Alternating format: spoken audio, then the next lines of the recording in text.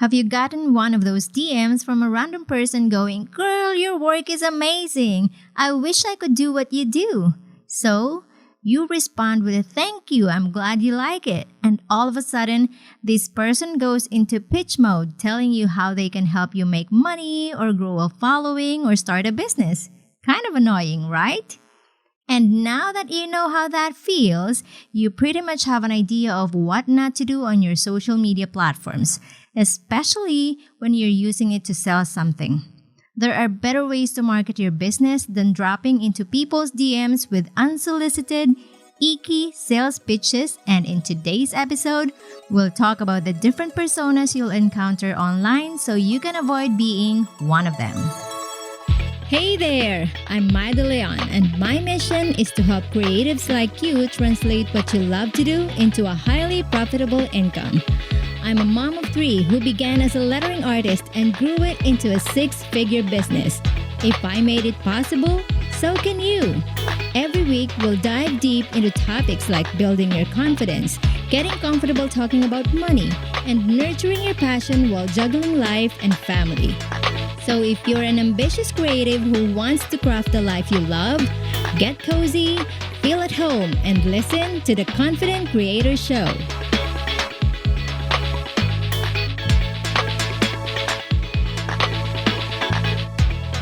Hey creators, and welcome to episode number 31.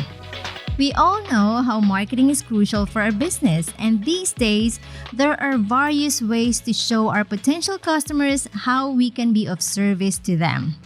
One of the easiest and most accessible way is through social media.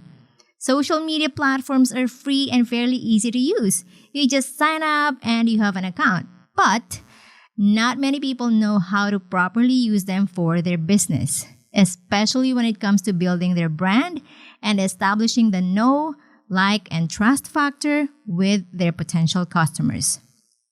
I've been using social media platforms for years.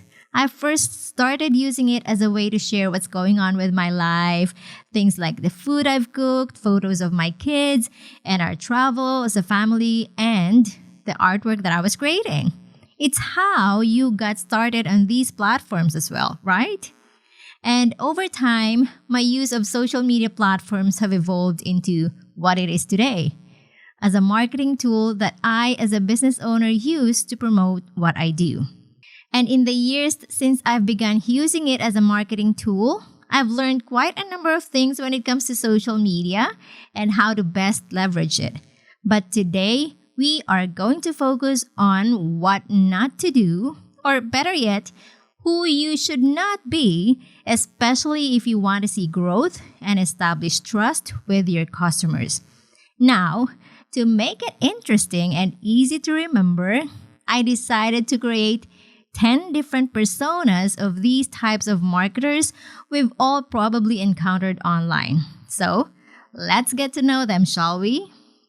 Number 1, the pretend friend. They send you DMs and approach you telling you how good your work is and how much they admire you.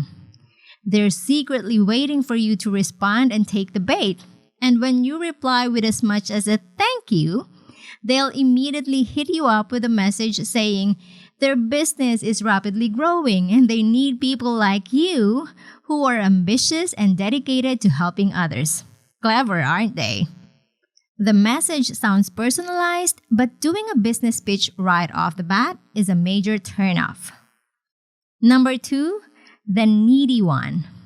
You've known them for a while, have followed their accounts for quite some time, and you admire what they do. So one day, you finally decided maybe they're the one who can help you with what you need, so you send them a message inquiring about one of their offers. It will start with a simple hi, hello, and business intro. We'll talk about your struggles and challenges. But after talking to them for a while, you realize it's not what you're really looking for. So you politely tell them, "Thanks for the time to share, but I don't think it's the right fit for now." However, as soon as you stop and said no and sent them that message, you are going to be flooded with follow-up messages trying to convince you to take the offer. And no matter how many times you say no, they just won't stop in the hopes they'll wear you down and give in. Don't be needy because it's creepy. Number 3, the show off. They keep talking about their achievements, how good they are, how pretty their work is, how many clients they have, how people love their art. But the one thing they never talk about is how they can help you. Show-offs only share self-serving posts and never about helping others because they want people to see how good they are. And eventually, people will get bored of them and hit that unfollow button. Number 4, the chronic complainer. They have nothing good to say about practically anything. They find problems for every solution. They find faults and issues even on the smallest things. They play the victim card and look for someone or something to blame when things don't go their way. Avoid being like this type of persona because it's hard to trust a complainer. Number 5, the abuser of hashtags. You know what I mean, right? They keep repeating the same hashtags or using unrelated ones over and over and are not intentionally using them for good. I'm pretty sure we've all done this at maybe some point. And when you use strategically, hashtags are a great way to be found by the right people. So don't just copy and paste the same hashtags from your notes app. Be intentional when you use them and use them wisely. Number 6, the obsessive. They always talk about numbers. They monitor their following every single minute of the day. The likes, the comments, and how people are engaging with their content. They obsess about the statistics and analytics to a point that it paralyzes them from actually doing the things that are more helpful and important in their business, like creating content that actually helps people. Number 7, the trend follower. They care about what's the newest hot thing on the planet more than they care about their brand and core offering. They follow trending stuff like a toddler who can't decide what toy they want to play next. Calligraphy one day, to brush lettering, to typographic food art, all in a bid to get people's attention and go viral. They don't understand that it's affecting their brand growth, and instead of wowing everyone, they're just confusing their audience because they're hyper-focused on their end goal, having more followers. And doing this might help them get the following they want, but those numbers could end up being followers who you can convert as customers. Number 8, the seener, spelled as SEENER. They see your DMs but choose to ignore them.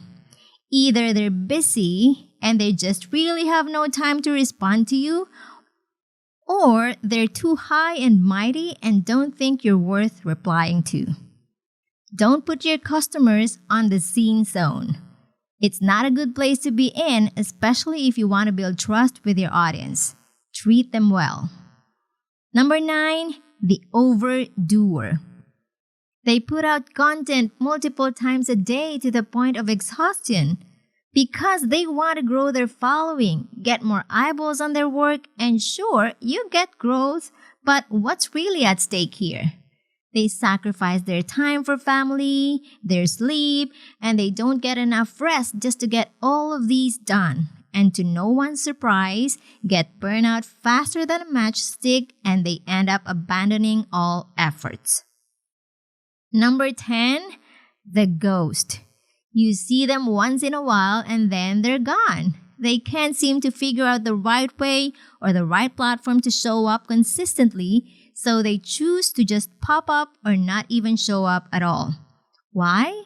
Because they don't have a clear marketing plan and strategy to get their business out to the world. All right, those are the 10 types of personas you find online. Now, I know the way I describe them can be a bit harsh, and if you find it so, or you may even feel a little personally attacked or defensive, know that it's nothing personal and I'm here to help you with a dose of tough love because at the end of the day, what I do here is to ultimately help you grow your business. So if you identify with any of these personas, I'd like to know which one so I can help you with what you can do instead. And if you want to learn more about marketing your creative business in social media, the Elite Creators Inner Circle applications are now open. It's my group coaching program where I teach the strategies you need to grow your business and consistently make 4 to 5 figures monthly sales. To learn more about it, go to mydeleon.com/elitecreators. Likewise, you'll find the episode show notes at mydeleon.com/31. Thank you so much for tuning in today, and I hope you learned something from this episode and re-strategize the way you show up on social media. And as always, keep creating and stay confident. Until next time, this is Mai.